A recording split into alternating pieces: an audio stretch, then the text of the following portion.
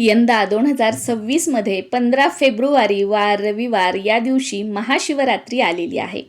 महाशिवरात्री हा सण माघ महिन्यातील कृष्ण पक्षातील चतुर्दशी तिथीला साजरा केला जातो. नमस्कार सर्वांना, मी प्रांजली. या व्हिडिओमध्ये मी तुमच्यासोबत महाशिवरात्री व्रत कसे करावे, महाशिवरात्री व्रतामध्ये 4 प्रहर पूजेला खूप जास्त महत्त्व आहे.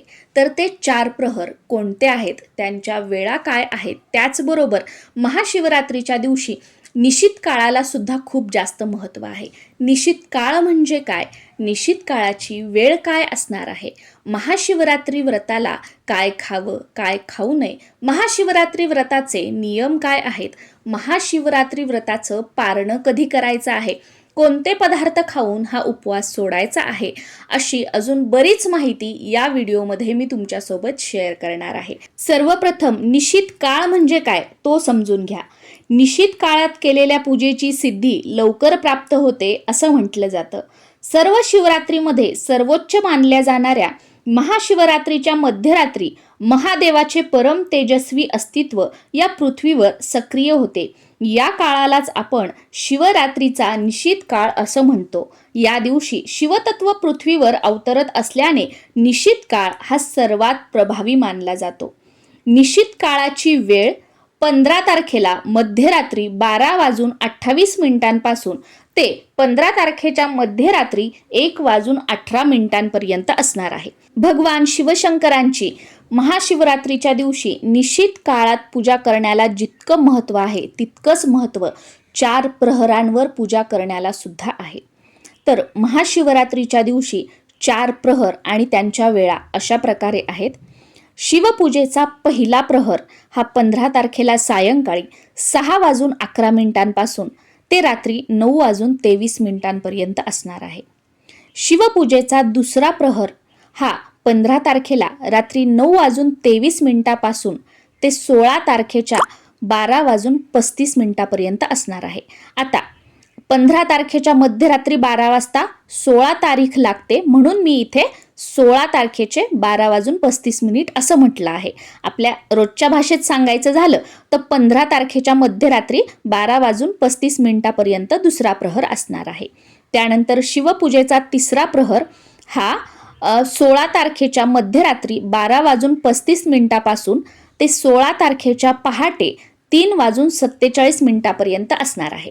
आपल्या रोजच्या साध्या बोलीभाषेत सांगायचं झालं तर तिसरा प्रहर हा 15 तारखेच्या मध्यरात्री 12:35 ते पहाटे 3:47 असणार आहे. म्हणजे दोन्ही सांगितलं. पहिलं तुम्हाला लक्षात नाही आलं तर या दुसऱ्याप्रमाणे लक्षात करून घ्या.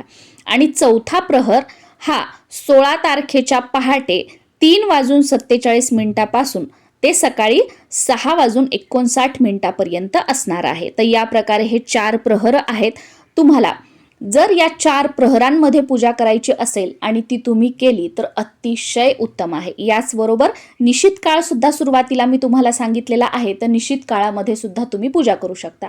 आता तुम्ही म्हणाल फक्त निशित काळ आणि हे 4 प्रहर यामध्येच शिवपूजा करायची का, मग दिवसभर महाशिवरात्रीच्या दिवशी पूजा आपण नाही करू शकत का? तर आपण करू शकतो. महाशिवरात्रीच्या दिवशी सकाळी ब्रह्ममुहूर्तापासून ते तुम्ही ह्या 4 प्रहरांपर्यंत कधीही शिवपूजा केली तरी सुद्धा चालू शकतं.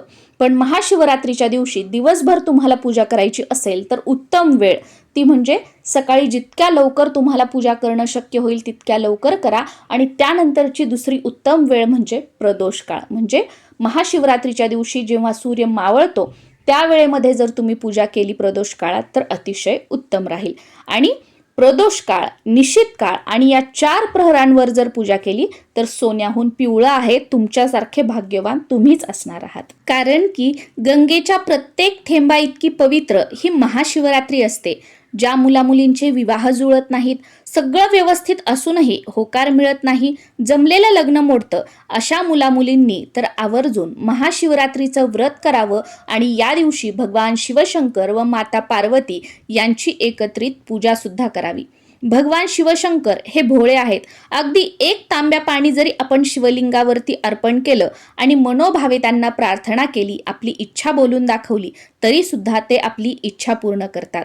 किंवा अगदी 1 बेलपत्र जरी आपण श्रद्धेने इच्छा बोलून शिवलिंगावरती अर्पण केलं तरी सुद्धा महादेव आपल्यावर प्रसन्न होतात आणि भक्तांच्या सर्व इच्छा पूर्ण करतात असं सुद्धा म्हटलं जातं. त्याचबरोबर भगवान शिवशंकर आणि माता पार्वती यांचा विवाह याच तिथीला झाला आहे, म्हणून या तिथीला अनन्यसाधारण असं महत्त्व आहे. शिवरात्रीचं व्रत हे एकादशी सारखं केलं जातं. म्हणजे इतर व्रताला कसं आपण एक वेळा फराळ करतो आणि एक वेळा जेवण करून उपवास सोडतो, तर हे व्रत असं अजिबात करायचं नाहीये. महाशिवरात्रीचं व्रत आपल्याला दिवसभर फराळ करायचा आहे, रात्री सुद्धा आपला उपवास असणार आहे आणि दुसऱ्या दिवशी आपल्याला उपवास सोडायचा आहे. महाशिवरात्रीच्या व्रताला दिवसभर फराळामध्ये आपण सर्व प्रकारचे फळं खाऊ शकतो, ज्यूस घेऊ शकतो, तुम्ही चहा पिऊ शकता, कॉफी पिऊ शकता, दूध पिऊ शकता. आता तर बघा उसाचा रस मिळतो तर तोही तुम्ही पिऊ शकता, साबुदाणा खाऊ शकता, रताळी खाऊ शकता, साबुदाणा वडे असतील किंवा आजकाल बघा फराळाचे वेगवेगळे पदार्थ बनवले जातात, ते पदार्थ सुद्धा तुम्ही खाऊ शकता. पण महाशिवरात्री या व्रताला भगर, ज्याला बऱ्याच भागांमध्ये वरई म्हटलं जातं, तर ती वरई आपल्याला खायची नाहीये. कारण या व्रतामध्ये जर आपण वरई खाल्ली तर आपला महाशिवरात्रीचा उपवास मोडतो. म्हणून ही एक गोष्ट आपल्याला आवर्जून लक्षात ठेवायची आहे. महाशिवरात्रीचं व्रत जर तुम्ही करणार असाल तर काही नियमांचं आवर्जून पालन करायला हवं किंवा या काही गोष्टी आपल्याला माहीत असायलाच हव्यात. त्यामध्ये सर्वात जास्त विचारला जाणारा प्रश्न म्हणजे महाशिवरात्रीच्या दिवशी जर मासिक पाळी असेल किंवा तेव्हा सुतक आलेलं असेल तर अशा वेळी काय करायचं. जर तुम्हाला सुतक पडलेलं असेल तर तुम्ही पूजा करू शकणार नाही, तुम्हाला फक्त उपवास करायचा आहे. आणि जर का समजा तुम्हाला मासिक पाळी आहे तर तुमच्या घरातील इतर मंडळी शिवलिंगाचं पूजन करू शकतात, अभिषेक वगैरे सगळं करू शकतात आणि तुम्ही फक्त उपवास करायचा आहे. आणि सेवा म्हणून मोबाईलवर शिवलीलामृत संपूर्ण अध्याय पारायण आपण ऐकू शकतो किंवा शिवलीलामृतातील 11वा अध्याय तर आवर्जून या दिवशी तुम्हाला ऐकायचा आहे. महाशिवरात्रीचा उपवास हा आपल्या घरातील लहानांपासून ते थोरांपर्यंत प्रत्येक जण करू शकतो. या उपवासाला यांनी करावा त्यांनी करू नये असे कोणतेही नियम नाहीत. प्रत्येक जण महाशिवरात्रीचा उपवास करू शकतो. आमच्याकडे तर अगदी घरामध्ये जेवढी मंडळी असतील ना, लहानांपासून ते थोरांपर्यंत, ती सगळी मंडळी हा महाशिवरात्रीचा उपवास करतात. त्याचबरोबर महाशिवरात्रीच्या दिवशी आंघोळीच्या पाण्यामध्ये थोडेसे काळे तीळ टाकायचे आहेत आणि त्या पाण्याने आपल्याला स्नान करायचं आहे. किंवा तुमच्याकडे गंगाजल असेल किंवा एखाद्या तीर्थस्थानाचं पाणी तुमच्या घरी असेल तर ते आंघोळीच्या पाण्यामध्ये टाकायचं आहे आणि त्या पाण्याने तुम्हाला स्नान करायचं आहे. त्याचबरोबर महाशिवरात्रीच्या दिवशी जे आपण फराळाचे पदार्थ बनवतो तर त्यामध्ये आपल्याला रोजचं जे आपण मीठ वापरतो तर ते मीठ वापरायचं नाहीये. सेंधव मिठाचा वापर आपल्याला फराळाचे पदार्थ बनवण्यासाठी करायचा आहे. त्याचबरोबर घरातील ज्या मंडळींना महाशिवरात्रीचा उपवास नाहीये तर त्यांच्यासाठी सुद्धा आपल्याला सात्विक जेवण बनवायचं आहे. जसं की ज्या भाज्यांमध्ये वरणामध्ये कांदा लसूण नाहीये असे पदार्थ बनवून त्या दिवशी आपल्याला त्यांना जेवायला जेवण बनवायचं आहे. महाशिवरात्रीच्या दिवशी दिवसभर आपल्याला ओम नमः शिवाय या मंत्राचा जप करायचा आहे. ओम नमः शिवाय या मंत्राचा जप केल्याने आपल्यावर, आपल्या कुटुंबावर येणारी दुःख, संकट नष्ट होतात असं म्हटलं जातं. महाशिवरात्रीच्या दिवशी व्रत करताना दिवसा झोपू नये, तसं तर रात्री सुद्धा जागरण करण्याला या दिवशी खूप जास्त महत्त्व आहे. किमान महाशिवरात्रीच्या दिवशी मध्यरात्री 12 वाजेपर्यंत जागरण करण्याचा प्रयत्न करा आणि काहीतरी भगवान शिवशंकरांची सेवा करूनच जागरण करण्याचा प्रयत्न करा. त्याचबरोबर महाशिवरात्रीच्या दिवशी ब्रह्मचर्याचं पालन करायचं आहे. आपलं आचरण सुद्धा सात्विक ठेवायचं आहे. आणि दुसऱ्या दिवशी म्हणजे महाशिवरात्रीच्या दुसऱ्या दिवशी जेव्हा सूर्योदय होतो त्यानंतर स्नान वगैरे करून सूर्याला अर्घ्य देऊन आपल्याला देवपूजा करायची आहे.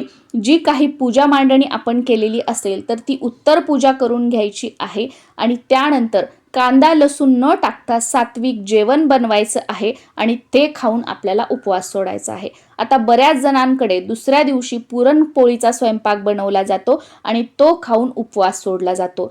तर असं तुमच्या भागानुसार, तुमच्या शहरानुसार तुमच्याकडे काही पद्धत असेल तर ते पदार्थ खाऊन तुम्हाला उपवास सोडायचा आहे. तुम्ही जर गर्भवती असाल, प्रेग्नेन्सीचा कोणताही महिना सुरू असेल आणि प्रश्न पडलेला असेल की मी हा उपवास करावा की नाही करावा, तर याला त्याला विचारण्यापेक्षा डायरेक्ट आपल्या डॉक्टरांना विचारा की मी हा उपवास केला तर चालेल का. आणि जर डॉक्टरांनी सांगितलं की तुम्ही हा उपवास करू शकता, फक्त हे पदार्थ तुम्ही या उपवासाला खाऊ शकता, तर त्या नियमांचं पालन करून तुम्ही महाशिवरात्रीचा उपवास नक्कीच करू शकता. पण डॉक्टरांनी जर तुम्हाला सांगितलेलं असेल की कोणतेही उपवास वगैरे करू नका, तर काही हरकत नाही. 1 वर्ष हा उपवास राहू द्या. पुढच्या वर्षी आनंदाने, श्रद्धेने परत महाशिवरात्रीचा उपवास तुम्ही करू शकता. पण 1 वर्ष डॉक्टरांनी नाही सांगितलं असेल तर करू नका. महाशिवरात्रीच्या दिवशी भगवान शिवशंकरासोबतच माता पार्वतीचं सुद्धा आपल्याला पूजन करायचं आहे. या दिवशी माता पार्वतीची आवर्जून ओटी भरायची आहे. महाशिवरात्रीच्या दिवशी शिवलिंगावरती बेलपत्र, दूध, दही, चंदन, तूप, पाणी अवश्य अर्पण करावं. महाशिवरात्रीच्या दिवशी सकाळ किंवा संध्याकाळी प्रदोष काळामध्ये तर आपण पूजा करतो, पण जर तुम्हाला निशित काळ किंवा 4 प्रहरांमध्ये पूजा करणं शक्य असेल तर आवर्जून करा. महाशिवरात्रीच्या दिवशी शक्यतो पांढरे कलरचे कपडे घालण्याचा प्रयत्न करा. पण पांढऱ्या रंगाचे कपडे नसतील तर कोणत्याही फिकट रंगाचे कपडे घातले तरी सुद्धा चालू शकतं, पण शक्यतो काळ्या रंगाचे कपडे घालणं या दिवशी टाळायचं आहे. या दिवशी शिवलीलामृताचं पारायण आवर्जून करायचं आहे. आणि शिवलीलामृताचं पारायण करणं शक्य नसेल तर मोबाईलवरती संपूर्ण शिवलीलामृत ग्रंथ तुम्ही ऐकूसुद्धा शकता, किंवा या दिवशी सकाळ, संध्याकाळ किंवा जे 4 प्रहर आहेत, निशित काळ आहे, यामध्ये तुम्ही शिवलीलामृतातील 11वा अध्याय मोबाईलवर तरी ऐकण्याचा प्रयत्न करा. त्याचबरोबर तुम्ही शिव अष्टोत्तर नामावलीसुद्धा या दिवशी म्हणू शकता, किंवा शिव अष्टोत्तर नामावली म्हणत म्हणत शिवलिंगावरती 108 बेलपत्रसुद्धा या दिवशी आपण अर्पण करू शकतो. आता अशाही काही गोष्टी आहेत ज्या आपल्याला अजिबात करायच्या नसतात. त्या म्हणजे शिवलिंगाचं पूजन करताना हळदी कुंकवाचा वापर करायचा नसतो. शिवलिंगावरती लाल किंवा केवड्याची फुलं अर्पण करायची नसतात. तांब्याच्या तांब्यामध्ये दूध ठेवून ते आपल्याला शिवलिंगावरती अर्पण करायचं नसतं. त्याचबरोबर तुळशीची पाने सुद्धा शिवलिंगावरती किंवा शिवपूजेमध्ये आपल्याला वापरायची नसतात.